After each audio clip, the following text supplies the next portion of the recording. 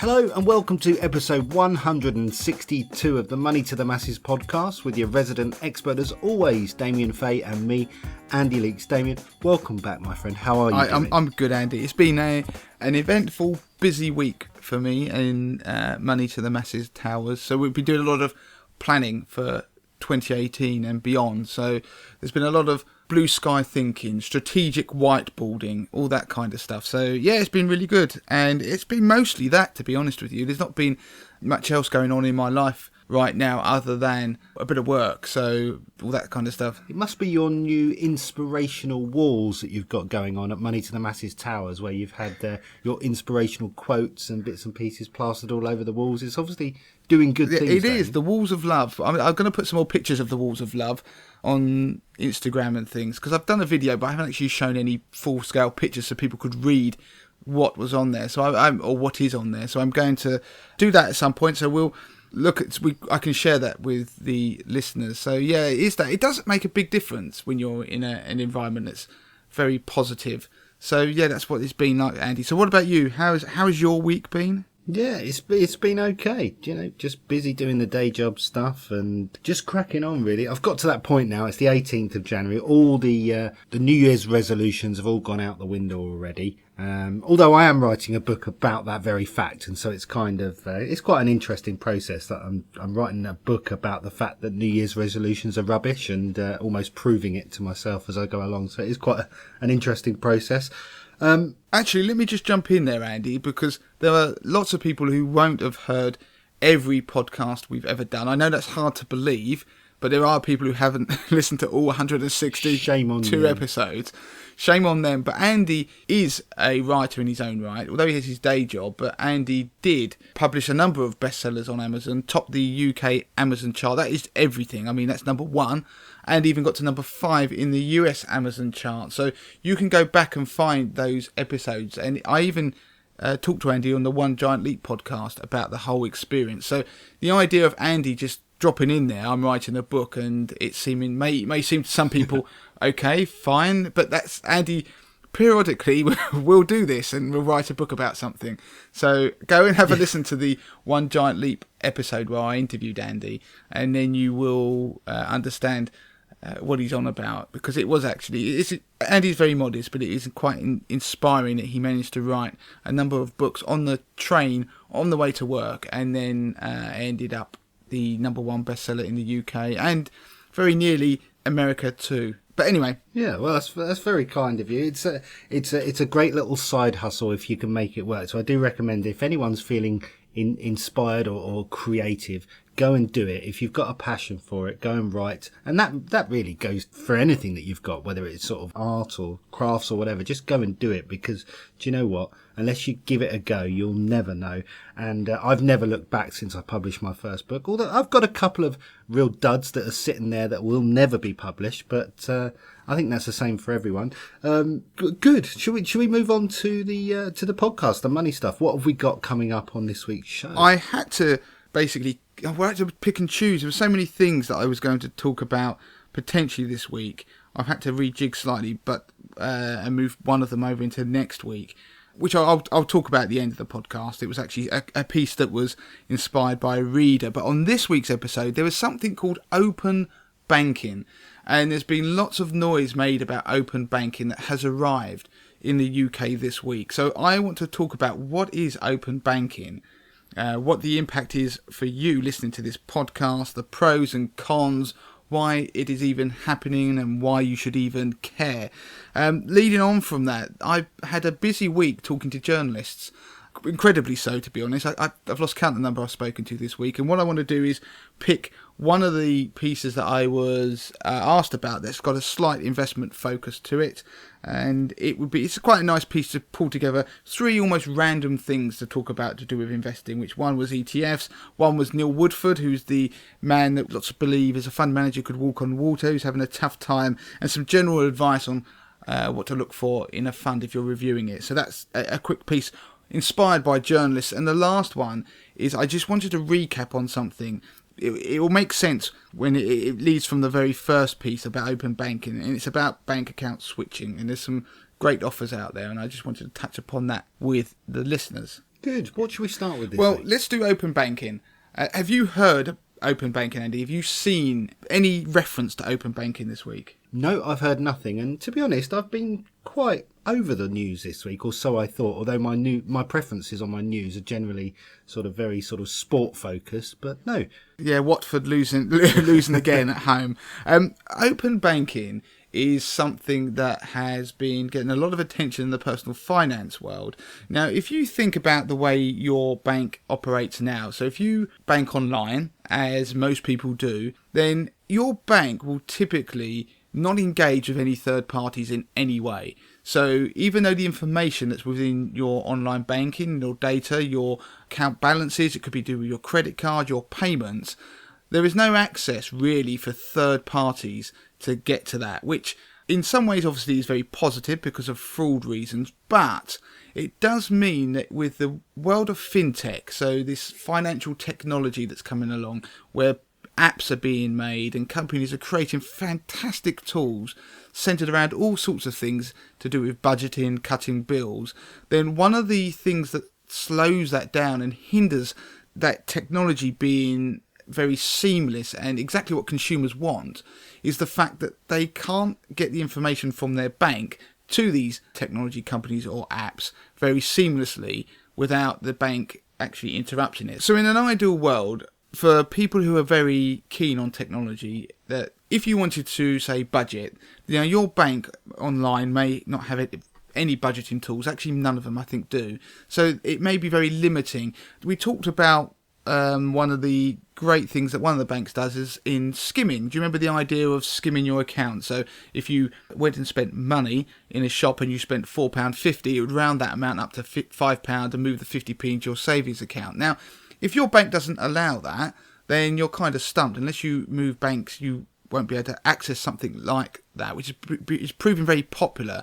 Now, there are apps out there that you can have on your smartphone that can not only budget for you, but they can actually do that with your bank account and even move money across into savings accounts potentially with other banks that you bank with, and even access information to do with your credit cards. Now that would be great. I mean, information wise, you just want to look at your phone and you want to be able to just access that information, because you know what it's like, Andy. You have a credit card, you have to log into your credit card, look at how much money's on the credit card, right, okay, am I going to pay off the balance, what am I going to pay, how does that interact with what I'm spending on my bank account? Because if you're trying to budget and you maybe spent some money that month on your credit card as well as your bank account, it's very hard to consolidate that. Well, there are apps and things out there that allow that, and in this modern world we should be able to do that. And one of the reasons obviously that we aren't is that banks don't allow third parties to access your passwords and data, even if you want them to. That's the key thing. But the other reason is because banks and credit card companies don't really want to be giving any information out, even if they could, because they want to keep you for themselves, because actually at the end of the day they want to flog you their own product. So what's happened is, in the interest of competition, there are a new set of rules that have come out called open banking, and what they've done is they allow third parties to access your information, your bank accounts, your credit cards, building societies, etc., if you give them permission to. But they do this via something called an API. So it's, rather than you giving them passwords, they can plug directly into a digital feed from the bank or building society that fires that information down, and therefore in the app can appear all your information like accounts, transactions, etc. So it's a very secure way of doing it in theory, but it also is very standardized. And what that means now is that you can have third-party companies, technology firms, that can create fantastic bits of software or websites that can do wonderful bits of budgeting or consolidating your finances. For example, there are some out there now already, because some people might be saying, well, I've already heard of some out there. There's one called Yolt, for example, that what it does is if you log into it and you allow it to access your bank account, what it actually does is it will predict how much money you've got left in your bank account in reality. So it will look at your typical standing orders and direct debits and take that away from the current balance you've got in there, and it will also take away projected spending based on your typical spend. So it gives you a smart balance. Now that some people would quite like, that's quite interesting. But some of these tools have been created alongside banks at the moment, so that's why they've been able to get some of the information. But a lot of them will ask for passwords and things like that, and of course that is a very grey area, because most banks won't actually give you any compensation if you are a victim of fraud, if you've given your bank account details, i.e. passwords and that sort of thing, to a third party. They will say that's your fault. If somebody somehow hacks into your online banking, then that's the bank's fault. But if they use your password that you've given to somebody else, then that's one of the reasons why people have been not trusting of this new technology. So anyway, open banking's come along and has created these APIs. So as long as the company who is requesting the API has your permission and is registered with the FCA, they don't have to negotiate direct deals anymore with the bank or anything like that to be able to get access to information of their customers. They can then just go, boom, get the information down this electronic API, and it plugs into their app. And so for most people, that can be a very positive experience. Now, why are we doing this? One of the reasons is obviously to improve consumer control, to give them the ability to be able to use third-party applications, and it also is part of an EU directive. Now, it's one of the things you'll hear, it's a UK-based thing, but as anything, we are still part of the EU, and one of the things is an EU directive that also was launched at the same time that this is kind of feeding from.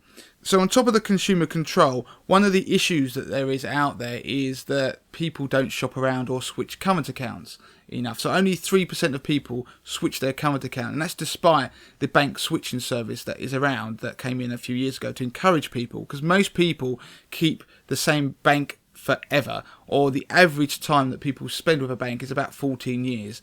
So there was obviously some wonderful PR pieces you see once in a while that say people divorce their partners more frequently than they do their banks.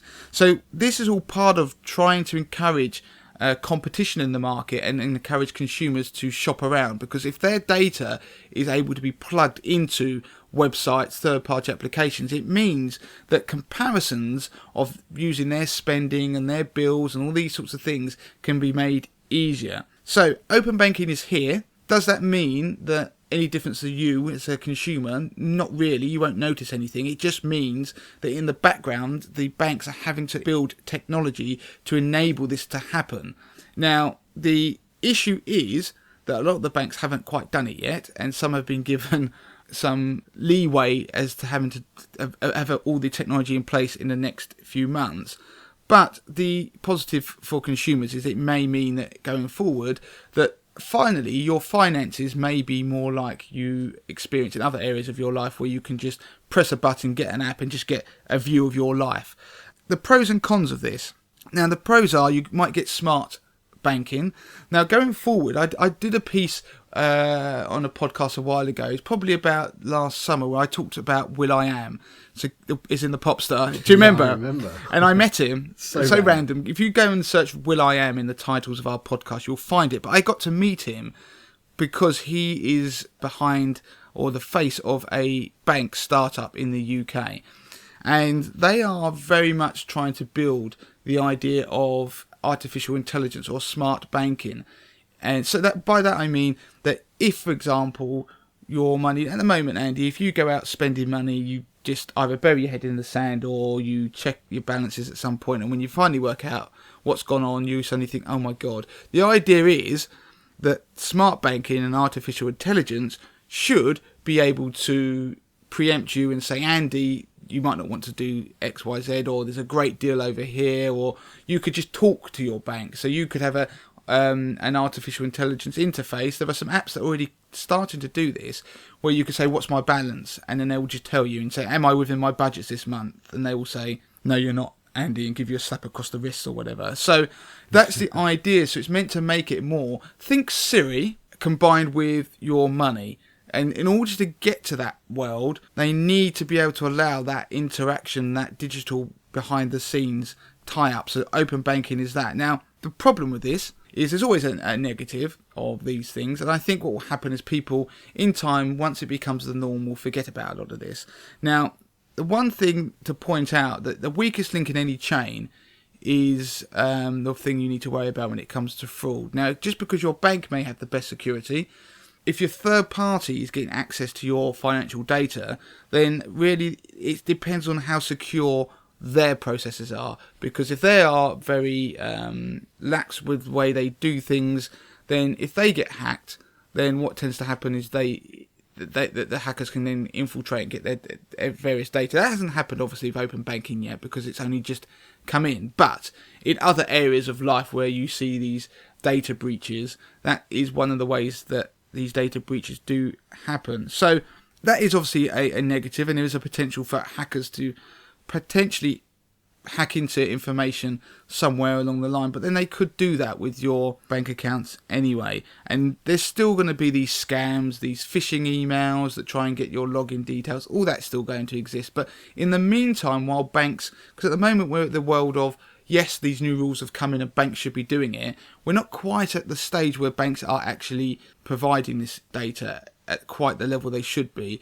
But there are all these companies wanting to access it. Now, there could be some fraudulent companies that set up that try to take advantage of the enthusiasm around it. Now, I this isn't my view. This is one I saw placed in the media by one of the faces of one of the personal finance papers. So I'm not sure I quite think that agree that will happen. But one thing I just want to finish on this piece that is interesting is that the same day as our open banking rules came into effect, which was during this week, which is all based around secure APIs, so this data that just gets pushed down from the bank to the third party.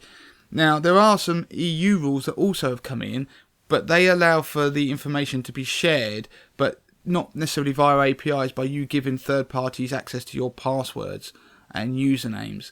And of course that is a bit of confusing, because in the UK there are a lot of banks that, as I said earlier on in the piece, who won't pay out if you've been shown to have given third parties your login details, but the EU rules state that's fine. So there is a bit of a grey area here where I think some people might get confused and may start thinking that they have to give usernames and passwords because the firm is using EU rules and they don't realise, and they may be exposing themselves. So open banking's come in. It's a good thing, I think, as a positive, and it will become the norm. People will start to realise that it's done via APIs, just like a lot of stuff is in other areas of life. So there you go, Andy. That was open banking. Before we move on, Andy, I just wanted to quickly mention 80/20 Investor. Now, 80/20 Investor is my DIY investment service. Do go and check it out. I empower and teach people how to invest their own money. The service provides data-driven fund tables. The data is driven by my own unique 80/20 Investor algorithm, which I created.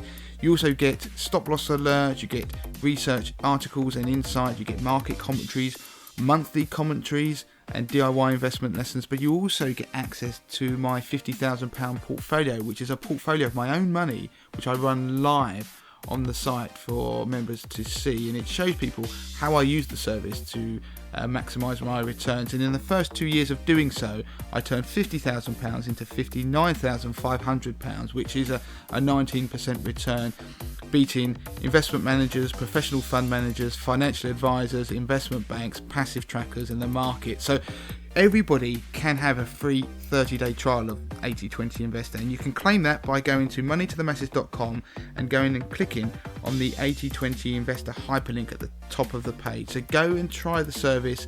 Let me know what you think of it, and I know from the feedback that you're going to love it. But for now, on with the show.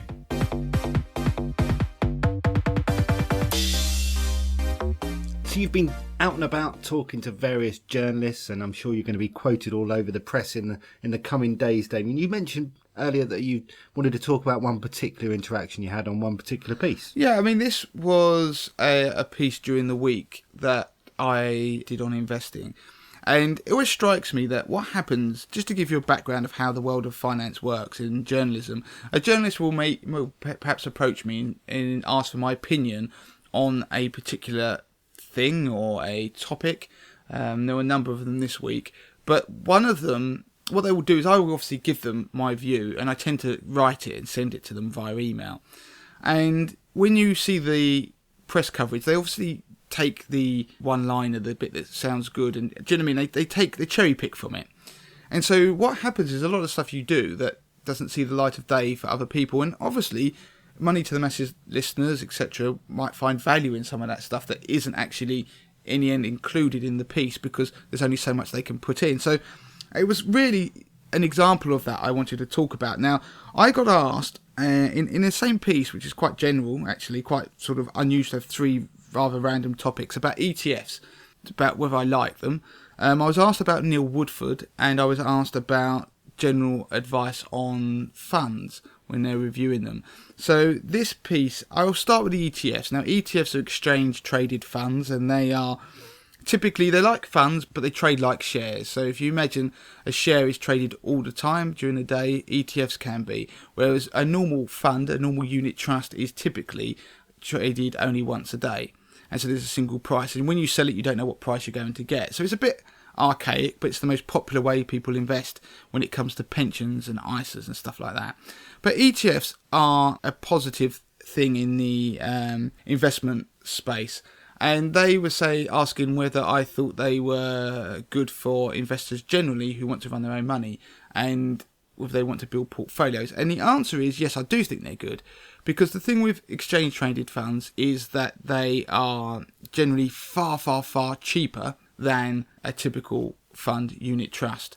So that's because most of them are passive investments. So they track something. So it could be the FTSE 100. It could be America's S&P 500. So they will be very, very cheap. So there tends to be with ETFs, and not all like this, but they tend to be very computer-driven, passive, whereas a lot of unit trusts are active funds where they have a manager, a person who's running them, and therefore the charges are way higher. And to give you a sense of the charges, say an active fund may have a charge of 1.5% a year they take for the running of that fund. So they take 1.5% of whatever you've got invested in the fund every year. You might be able to get a passive fund, an ETF or similar, for as little as 0.2%. So if you times that by a scale, that's 8 times cheaper. That's quite a lot. It might not, when we're talking about fractions of a percent, it doesn't sound a lot to some people, but you compound it over time, over retirement sort of length. So if you did over 30 years, if you're planning for retirement, that's a lot. So, and it makes a huge difference to your return.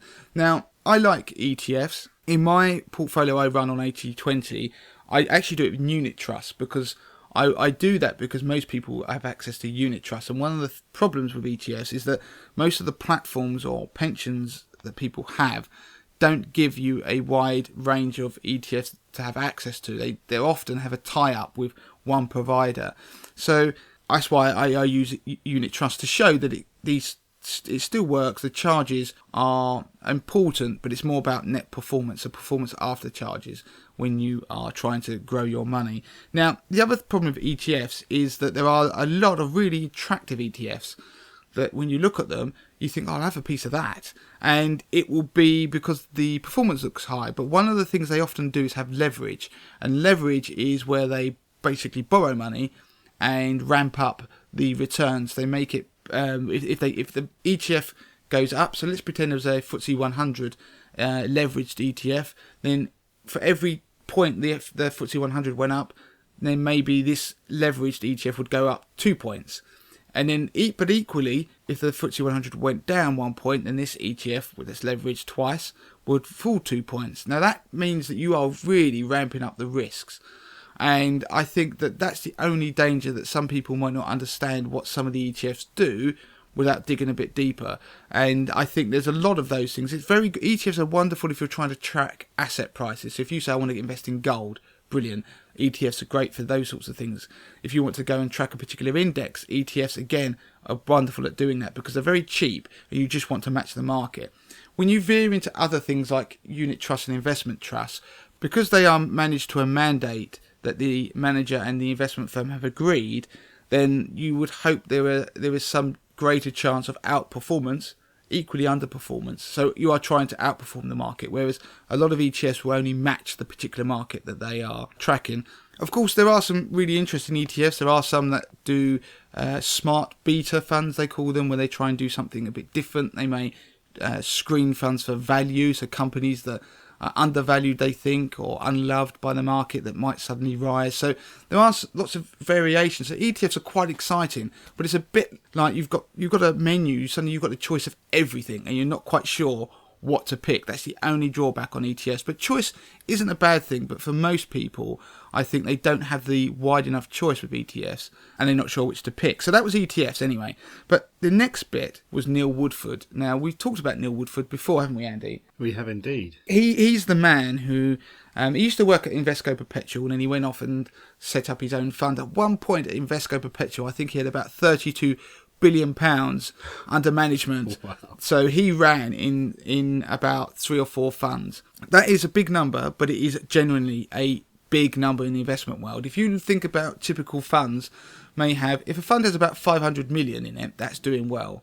Lots of funds only have 50 million in there, or 100 million. So to have that amount, he outperformed the market for very long periods of time. And part of the reason he did that was because of his style. I'll come back to that. But the reason I was asked the question is, what do I think of Neil Woodford, is because Neil Woodford has obviously since gone and set up his own firm, and he no longer works for Invesco. The problem is that all the people over decades who invested with him loved him that much, they just followed him. If he'd walked off a cliff, they would have followed him. They would have done anything. And so when he set up his own fund house, it made sense. He had billions go and follow him. Now, what followed after that is that if I give you a few numbers just to paint the picture, Neil Woodford has an equity income fund. Now, since March 2015, it was launched a few months before that, but you'll know why I picked March 2015. But since that date, his fund is up 9.4%, okay? Okay. Now, if you compare that to his peer group, which are UK equity income funds, they are up on average, that's just the average, 21%. So he is way off pace. And in the last year, he is actually, if you look at the numbers, at this point I'm talking, he is down, he has lost money. He's like just under zero. He's only just, but he's lost money. And that's quite an incredible achievement in probably the strongest equity rally there's ever been. Don't forget, his fund exclusively invests in equities in the UK. So to say his star has fallen is a bit of an understatement. And what's happened is there's been loads of high-profile cases of companies that have fund of funds that are dumping him. There are pension funds that have been dumping him. Almost you can't open up the papers without somebody sticking the boot in on Neil Woodford. Now, it's a bit like if you were going to have a comparison somewhere else. If you had somebody who was an amazing footballer, who, let's just say Alex Ferguson, let's say a football manager, and he then gets through a period of underperformance, then everyone starts sticking the boot in. And it's one of those things, it's not surprising, but is he suddenly a bad manager? Now that was the question I was asked. And the thing is, you should never, as a tip, follow a fund manager or a fund indefinitely. Every dog has its day. Now, Neil Woodford, what his strength was, is he always used to back defensive stuff. So he would typically invest in things like pharmaceutical companies. Things that, when I say defensive, that if the economy slumped, it didn't matter. People still buy cigarettes, they invest in tobacco, they still buy drugs and all those sorts of things. And he was quite a defensive manager. So therefore, there was a period where that style outperformed everything, and when the market crashed, he looked like God. And he obviously he was. You look at the returns over years, he performed brilliantly. But of course, when the market has now rallied over the last few years, and especially last year, he's got it wrong, and his style isn't being rewarded. No style will work in every environment; it just won't. And that's why I've always favoured reviewing funds regularly and moving with it, which is why 80-20 Investor was built on momentum. Now, I would give you a comparison. Neil Woodford is up 21% in the last 3 years. Now, I'm not Neil Woodford. I don't have anyone working for me in terms of doing investment. I don't pay billions of pounds or millions of pounds on all sorts of people working for me or whatever. And I don't even invest 100% in equities like he does. My portfolio is in 60% in equities. Now, my portfolio is up 30.4% over the same period. So that's about, just over 21% ahead of him. Now, that's just under 3 year period. I'm not saying I'm better than Neil Woodford. In fact, he's been out there saying that how everyone's got it wrong and he will be proved right when the market crashes. He probably will be. But the point is that Neil Woodford will have periods where he performs brilliantly. That's when you want to invest in him. But when he does badly, which he will do, doesn't mean he's a terrible manager. He has made a couple of mistakes, he's admitted recently. But it doesn't make him a bad manager. It just means his style probably isn't being rewarded with the environment, the macro environment at the moment. So basically you have to be a bit humble about these things. And a bit like momentum, If you ride momentum up, when markets turn, you will also ride it down. So you have to be humble about all this stuff, about what's working, what isn't. So Neil Woodford, I'm not going to sit there and beat him up like everybody else does. At the end of the day, the guy has proven over years to have been a good manager, but that's because his style was working. When his style isn't working, he's not rubbish. He's still a good manager, but it's just that the environment isn't right for him at the moment. So invest in him when it's the right time. The last piece was on investing. I was asked kind of on that, how do you review funds? What quick tip could you give people about how to review their funds? And the quick tip I would say is I would always review your funds minimum once a year, preferably at least every 6 months. And obviously you're going to look at performance to see how it's doing. So that was the idea. How can you tell if a fund is actually doing all right? So you can compare the performance against the peers. So you can look at benchmarks. They're quoted everywhere on Morningstar, etc. So every fund is in a sector. Compare it against its peers like I just did with Neil Woodford. Now, you can't just focus on that alone, because somebody could be outperforming because he's taking like needless risk. Yeah, it's a bit like if you imagine somebody's racing around a track in Brands Hatch or somewhere like that, and they've just decided to put their foot to the floor and not use their brake, and then they're flying around it, and you're thinking this guy's going to win until he hits a corner, and then he crashes because he's not actually applying the brake. So that is the same with fund management. Somebody might be outperforming everybody else, but it could be because of the level of risk he's taking. Now, to see that risk, you could look at volatility. That figure's quoted everywhere, so the up and down, like the twitchiness of their returns, or of the graph of their returns, if you look at it. That's a very simple way of thinking. But the other one is people like Morningstar do quote something called the Sharpe ratio, which is SHARPE ratio, which in very simple terms, what it does is it looks at the extra reward or return you get for the additional risk the manager is taking. And the higher the figure, the better. And you can compare them on different funds.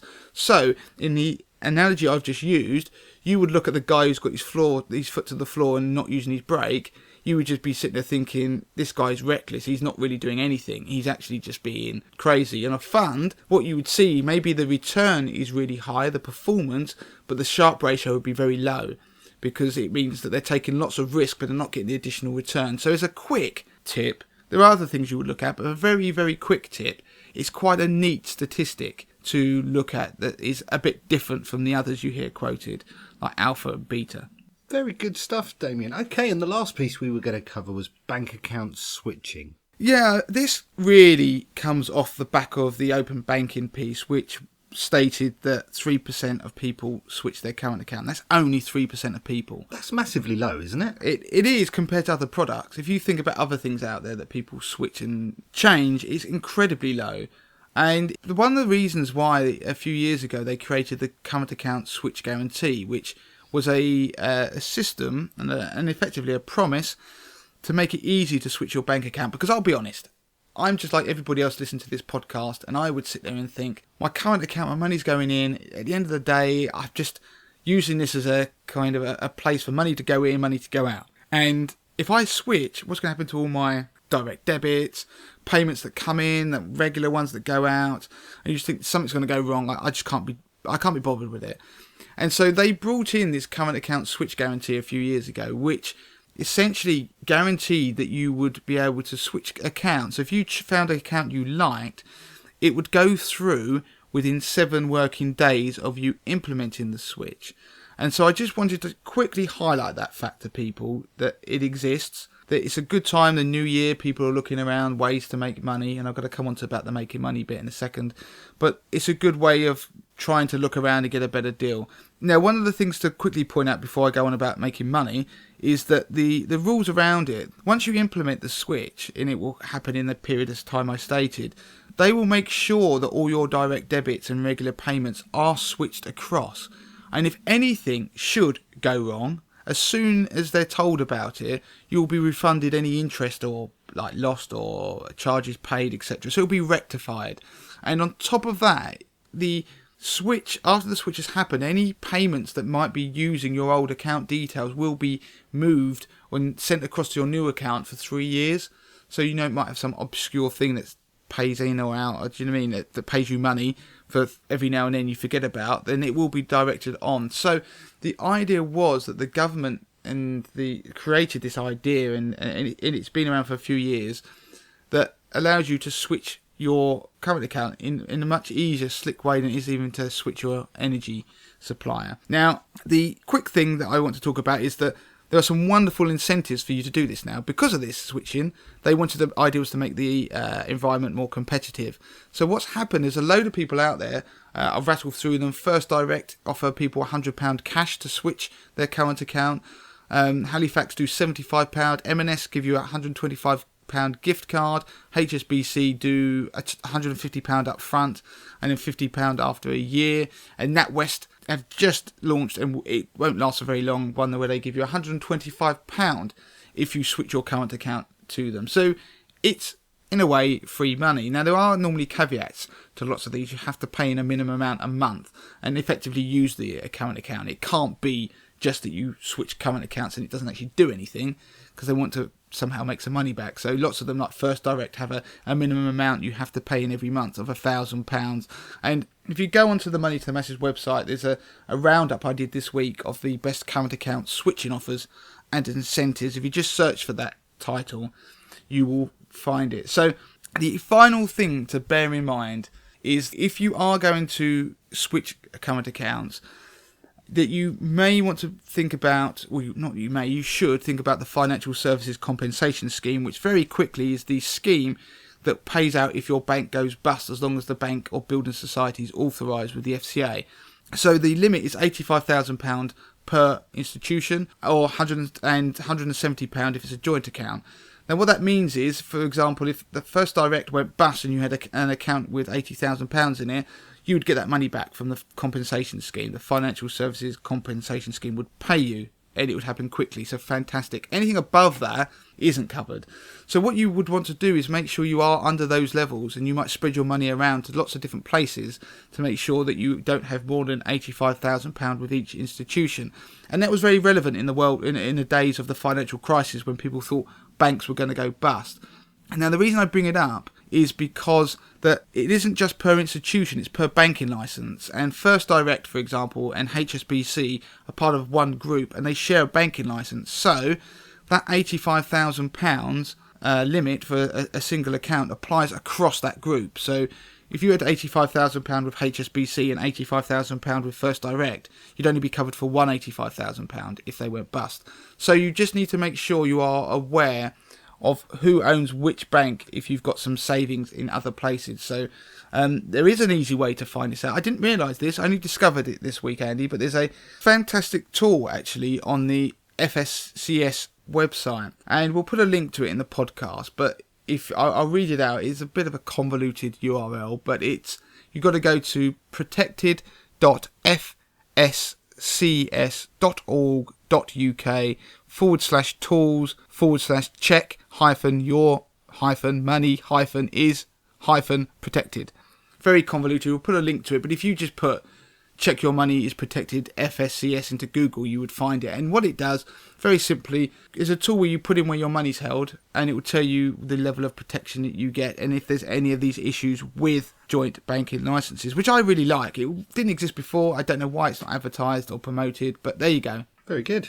Are we done? We are done, Andy. I was on hyperspeed there, talking very fast, realising that I was trying to cram everything in, and there was one other piece for next week, which I will do. Somebody sent in a question regarding if they had an ex-partner who they had a house with, and the ex-partner and them had split up and left, and they haven't seen their ex-partner for 10 years, and that ex-partner is on the mortgage and jointly owns the house, and of course they are now stumped. What can they do, because they can't remortgage, or they're struggling to remortgage because the ex is on the mortgage, and blah blah blah. They wanted to try and do something about it after 10 years, and the question was, what can they do to basically get rid of the ex from their life, who I haven't seen or heard of from 10 years, especially as they seem to have a pretty big chunk in their house. So I was doing some stuff on that, and that will probably be in next week's podcast. Good, we'll look forward to that. If you want to get in touch with Damien, you can of course do so. It's Damien at moneytothemasses.co.uk. moneytothemasters.com, and of course on Twitter you can send your questions there and feedback and everything else. It's at moneytothemasses with the number 2, and that'll get straight through to Damien. It'll even ping in his pocket and he'll probably reply straight away. Damien, anything else? No, that's it, Andy. That is it. Good stuff. Well, until next week. Until next week. Don't forget to claim your free copy of Damien's best-selling book, The 30-Day Money Plan. Sort your finances in just 5 minutes a day, worth $4.99. Just go to moneytothemasses.com/podcast to find out how.